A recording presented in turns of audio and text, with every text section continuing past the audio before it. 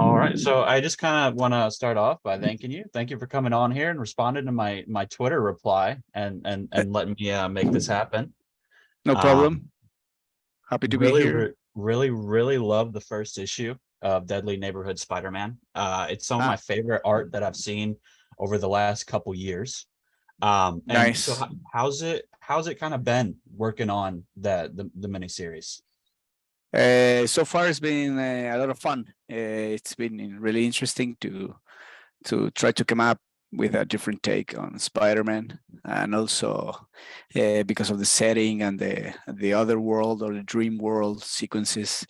Also, just moving to LA makes it more interesting and or different at least. But yeah, drawing him in a different way, trying to come up with new foes or new monsters and a different world. It's been fun. It's been really good.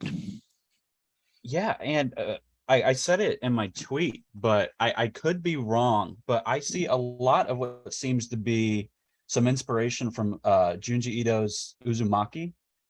Um, Ah, no, I don't know. no, No, well, I never heard of him.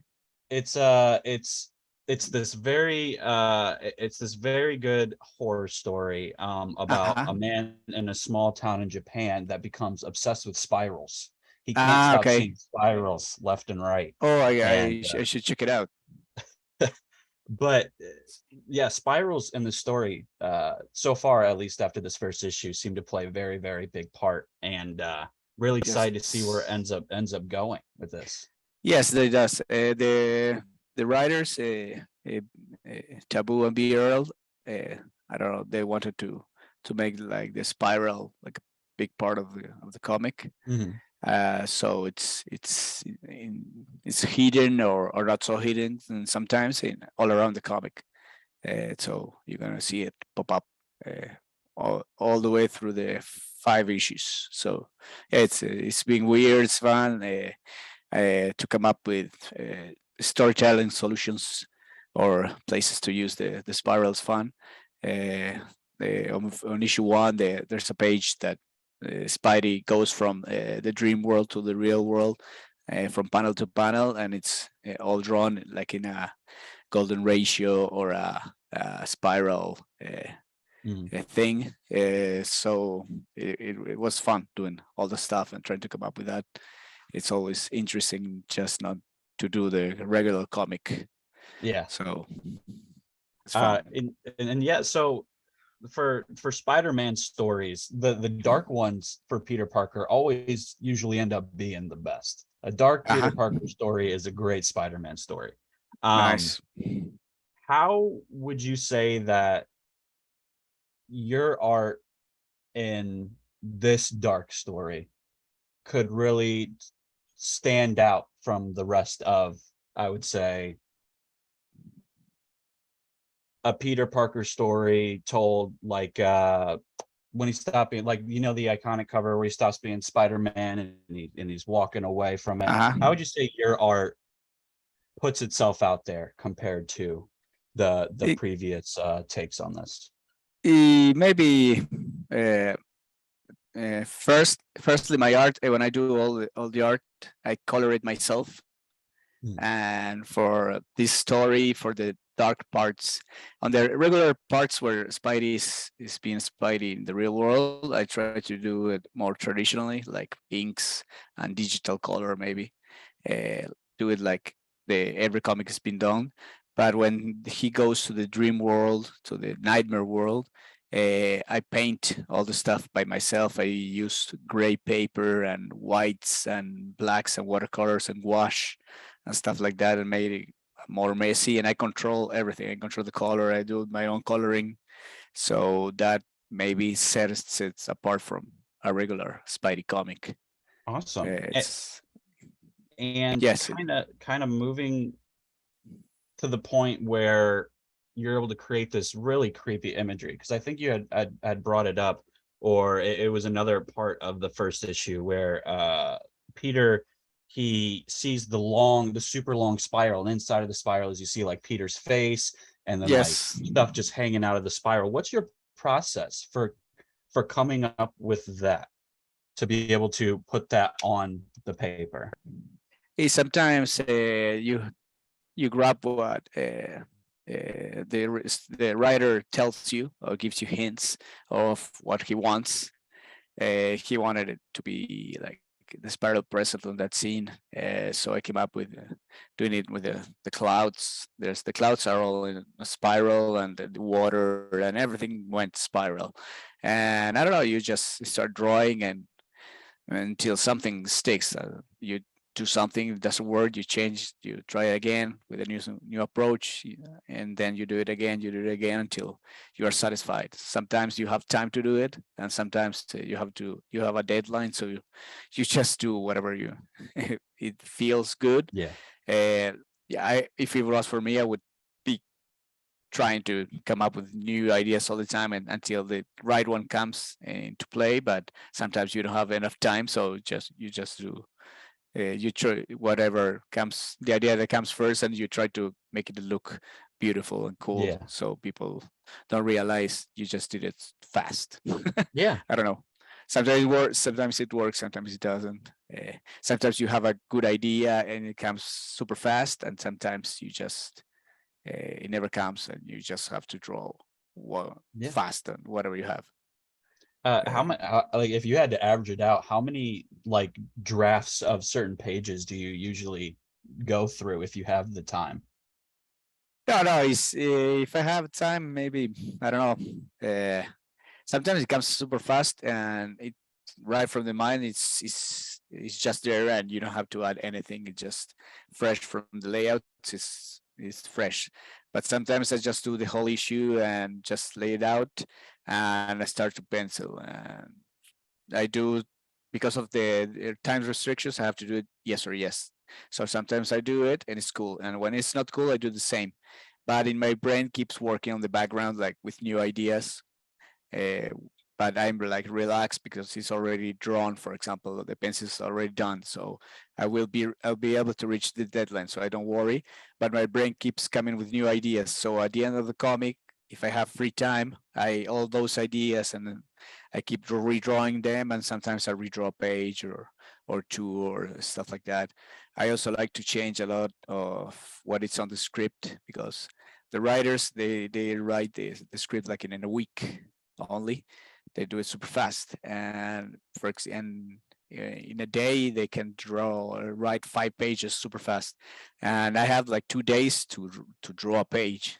So I'm thinking for like 48 hours on the same page. So a lot of new ideas the writer never thought of appear because of the time that you are spending with that page. So a lot of times I say this scene, maybe the writer wanted to do in 2 pages, but I feel like it's not that fun to look at. So I that shrink it into 1 page. So, and that leaves me extra pages for action scenes or parts of the comic that I think are more interesting to look at. So I expand on that, or maybe it's 2 different pages and I do a spread.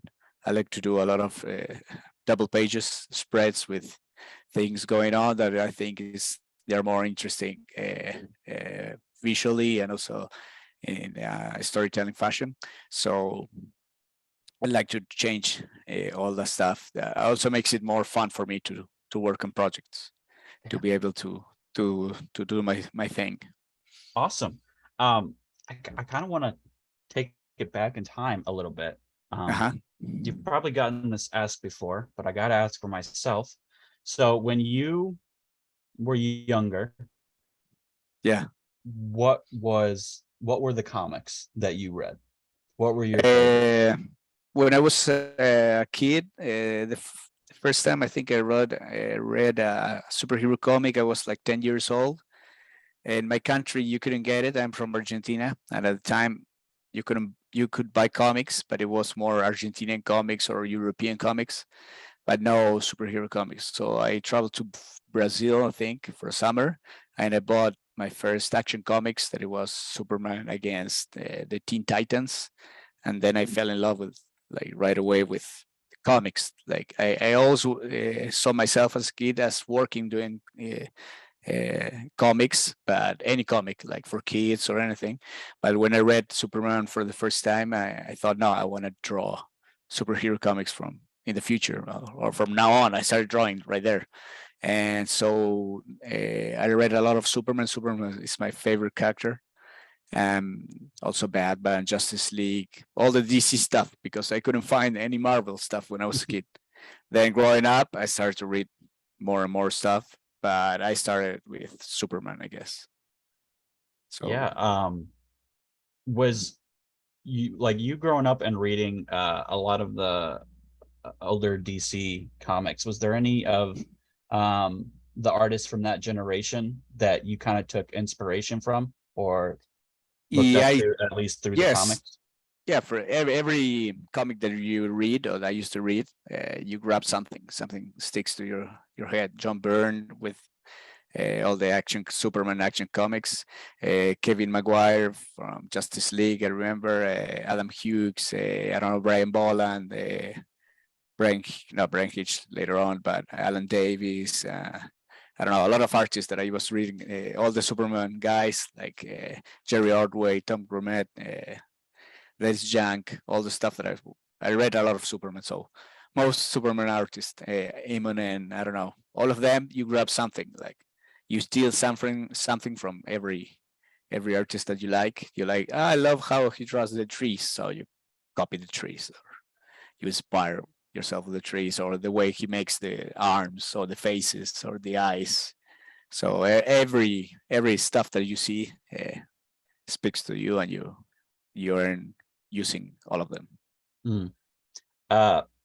And after doing a lot of, I've read a little bit of your Green Arrow, Okay, Deadly thanks. Neighborhood Spider-Man. I really, really love the Green Arrow, by the way.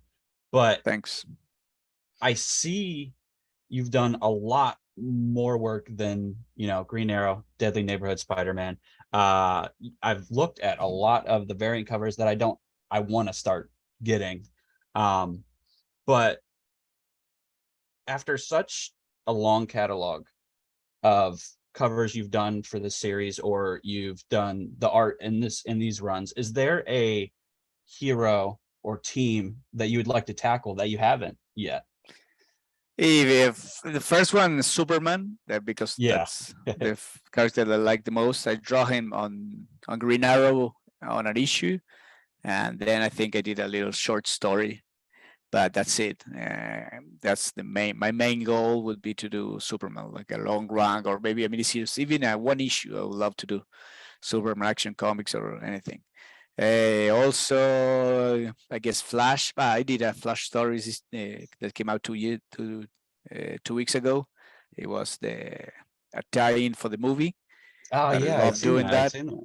But I want to tackle the real Flash, like on the real comics, on the real the issues. comics Flash. Yes. For example, I also did a Shazam story, but it's an alternate Shazam story that is actually the Stan Lee version of Shazam. So it's not Shazam. Yeah. It's not Captain Marvel.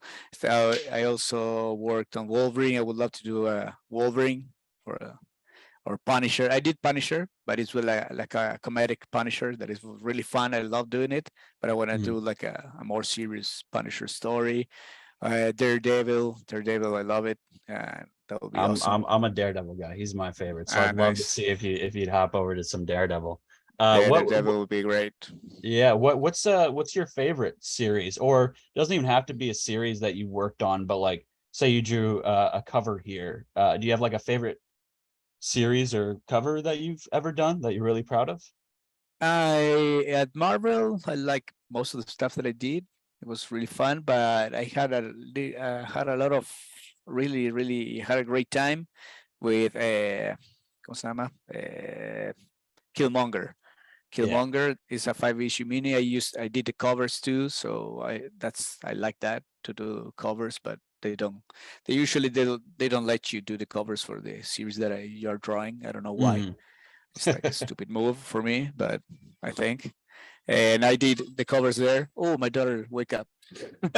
But yes, Killmonger was awesome. The storytelling on that, I had a lot of fun with the writer, Brian Hill.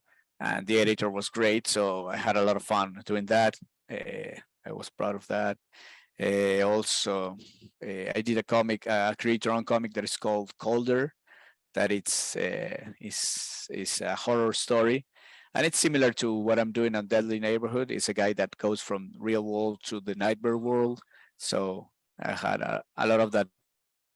There's a lot of similarity with what I'm doing right now. Also, I'm really proud of that because I had a lot of fun, and I was able to do whatever I wanted because it was create your own. So Yeah. those stuff I'm really proud of. Green Arrows too. I had a lot of fun in Green Arrow. But I don't know. Most of the stuff that I do, I like. I like reading it and seeing it. I saw a lot of mistakes, but I always have fun reading it. Yeah. Even I did a long time ago.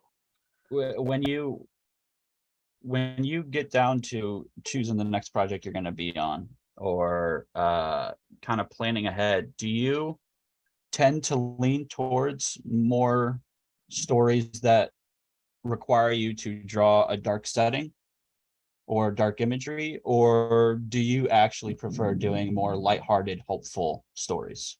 It's actually it's the same for me. I think they tend to do dark stuff because my art style is suited for that, maybe. But I actually, if the story is good, is what I try to do a story that talks to me, that is fun to draw, that I would like to read. That's more important than anything else.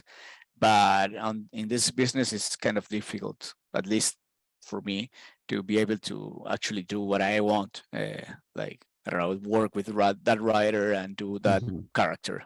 Usually, editors come up to you and they're like, "We have this for you. You want to do it or not?" If I don't want to do it, okay, we don't have anything else. Okay, I'll do it. So it's usually like that. Like they offer you and you say yes or no, and that's it. You might say, "No, I would like to draw Daredevil." Yeah, but no, someone else is doing it. Yeah. We don't have time for that. So, but sometimes you tell the editors that, and maybe after years of knocking in their doors, they'll let you do it. But maybe create your own stuff, you are more able to do whatever you want. Yeah. And if you had to say, out of all the projects that you've worked on, which one did you have the most creative freedom with to be able to just kind of create what you pictured on the page versus what the writer said, like, oh, we, this here and this here, versus you being able to just kind of map it out yourself? I think maybe in Colder for Dark Horse, that one I was able to come up with anything that I wanted, and it was fun.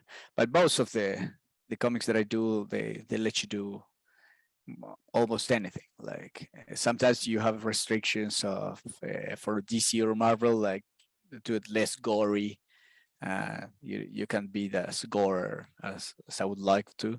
I like to draw. Actually, I like to draw gore and blood and everything, but I don't like to watch it. I hate gore movies or horror movies. I don't like to watch them, but I like to do it. Like I had a lot of fun doing it, but I don't like to watch it, so it's weird. But yes, on Calder I had the most of the freedom that I wanted. Awesome. And yeah, just to kind of cap it off here, with just one last little thing. Is there Yep. any projects upcoming for you, other than Deadly Neighborhood Spider-Man, of course, that you want to kind of talk about or get the word out there for? Oh yeah, I'm finishing working on the last issue of Deadly Neighborhood, Spider-Man, and then after that, I'm doing a create your own comic with Matthew Rosenberg. It's going to be a World War II story, and it's going to come out maybe next year. Maybe we'll do 5 issues of that, and I'm really eager to start working on it because it's create your own, and we can do whatever we want, and we have a lot of time to do it. So it'll be a lot of fun to draw that. And after that, maybe I'll jump back into doing some Spider-Man, more Spider-Man stories. Awesome. That they are not set on stone, but they have offered me more stuff. So maybe or in between at the same time or before, I don't know, I'll do another Spider-Man. So Awesome. that'll be great. I'm Yeah. really, really excited. Well, thank you Cool. so much for coming on here today to talk with me. No problem. It's Thank you it's been a for pleasure. the invitation. Yeah, Me of too. course. Okay. I cannot wait to finish Deadly Neighborhood Spider-Man. I'm very excited. Cool. Okay. Thanks for inviting me. It was awesome.